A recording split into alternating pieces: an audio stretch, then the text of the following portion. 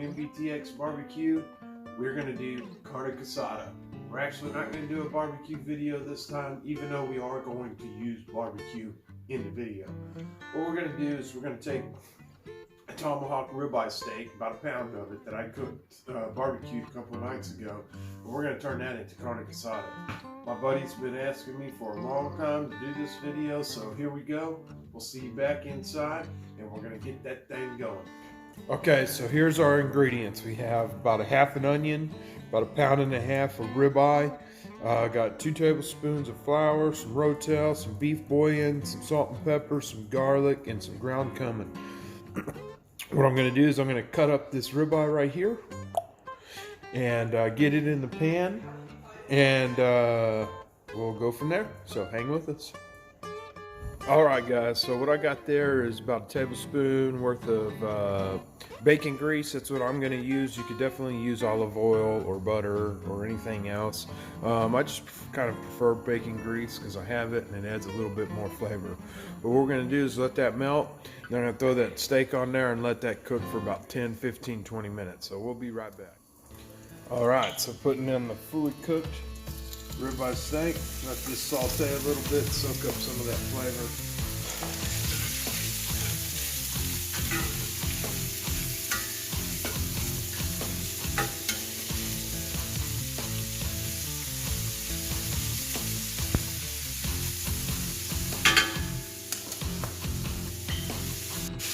Alright, just listen to that. You can really just smell the greatness coming from this ribeye. But anyways, basically all I'm doing is letting this get brown, give it a little bit of a caramelization on the outside, just to add some more flavor, and then we're going to throw the onions and tomatoes and everything in. So hang with us. Alright guys, so we're now ready to add our vegetables. So first up, we're going to add a whole tablespoon of garlic. And we're also going to add in our rotel, which I got about a full can of rotel in here, and about a half an onion.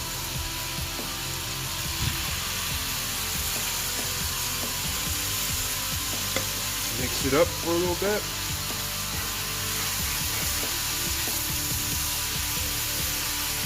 Man, it's already smelling excellent.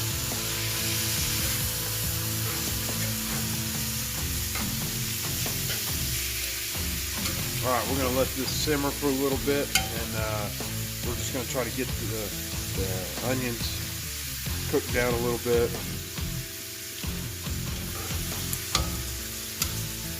I'm definitely going to add a little bit of salt and pepper. Not going to do a whole lot because my meat was already seasoned, but as you can see, I'm putting some salt and pepper in there right now. So there's step number 2. Okay, at this point, what you're looking for, sorry guys, I gotta turn that pan on. What you're looking for is for the onions to start to break down. You want them to almost be translucent or see-through, and also for your tomatoes that came from the rotel, which shouldn't take long, you want those to be nice and soft. So we're just going to go ahead and keep cooking this. Still got a little ways to go before the onions and everything are done, but we'll be right back. Okay, now about halfway through cooking the onions, you can go ahead and add your ground cumin. So I'm going to go ahead and just add a little bit, probably about half a teaspoon, or actually probably a full teaspoon. There you go. Okay, so now what I'm going to do is I'm going to go ahead and add the flour. And what I'm looking for is it to soak up all the extra moisture that's in the pan as of right now. I've got about 2 tablespoons in here. We're going to go ahead and mix it up.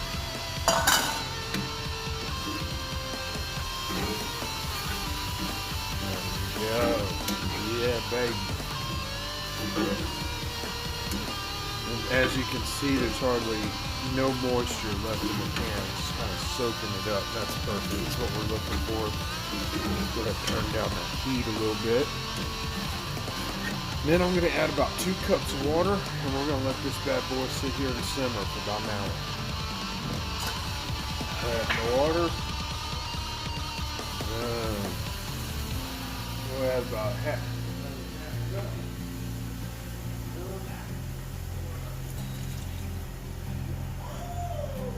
Now Let's bring this thing up to a boil, and we're gonna let it simmer for about an hour. There we go. We'll check back here in a little bit. Okay, we're about 10-15 minutes into letting this thing simmer, and I'm going to go ahead and add in my beef bouillon. I threw one right in there.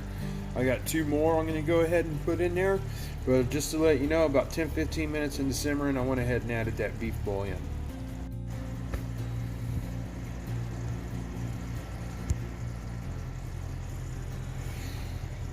Alright guys, so we're about 30 minutes into this, letting this simmer, and this stuff is about ready. I'm going to go ahead and give it one last stir, and hopefully you can really see that. I wish this had a smell button on it for y'all guys, but there it is.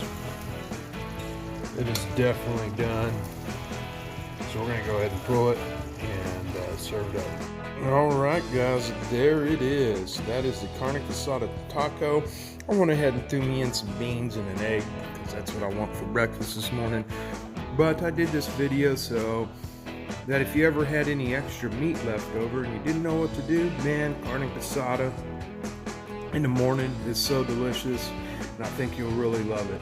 So don't get me started on how great this food is. Let me go ahead and give it a taste test and you can see for yourself.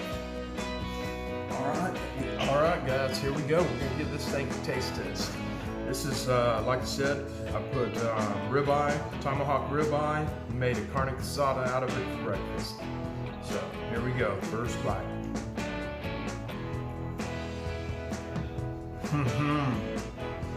Oh yeah.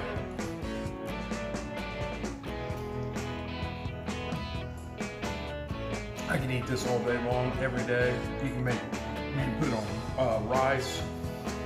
It's just great. It's actually technically a Mexican beef stew, but I like it in the taco form, and on rice by itself with rice and beans, however you want to do it. Just a good traditional Mexican food recipe there. Love it. One of my favorites.